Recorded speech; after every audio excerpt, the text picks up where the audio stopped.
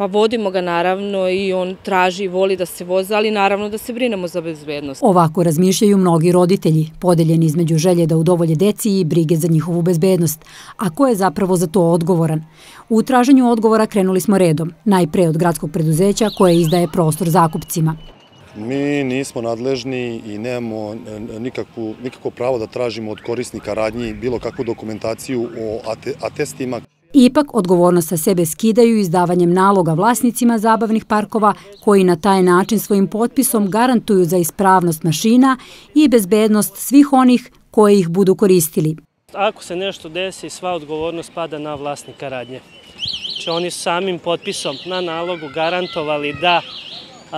garantovali da su radnje atestirane, kažem, bezbedne i ispravne, sve ostalo pada na njihov teret.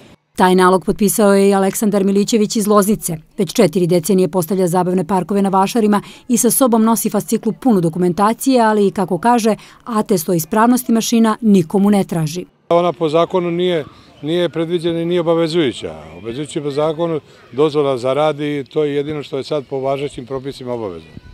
U nizu nadležnih institucija zvali smo još neke. Policija brine za javni red i mir na Vašaru, dok je inspekcija rada zadužena za status zaposlenih u Luna parkovima, ali ne i za građane koji koriste tu vrstu zabave.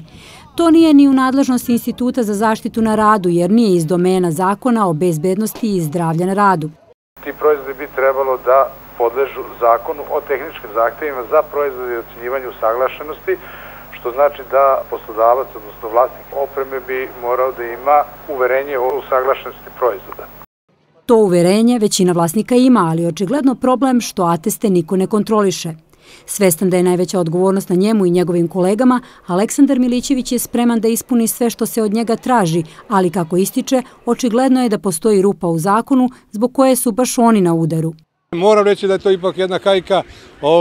Dolaze ljudi, pipkaju lančiće, pitaju za neke stvari za koje nikada nisu pitale. Ja se slažem da su se dogodila 2 incidenta, ali svi se događaju. Ako nešto treba još da uradimo, volio bi nadležne da dođu i kažu vlasnici Luna parkova registrovani mora imati to i mi ćemo to sve pribaviti. Na Šabačkom Vašaru trenutno je oko 60 različitih mašina koje mame sve one željne zabave. Vlasnici nas mole da u izveštaju ne budemo strogi kako ne bismo umanjili provod, a mi upozoravamo samo na jedno, da rupa u zakonu ne pokvari ono zbog čega većina odlazi na Vašar.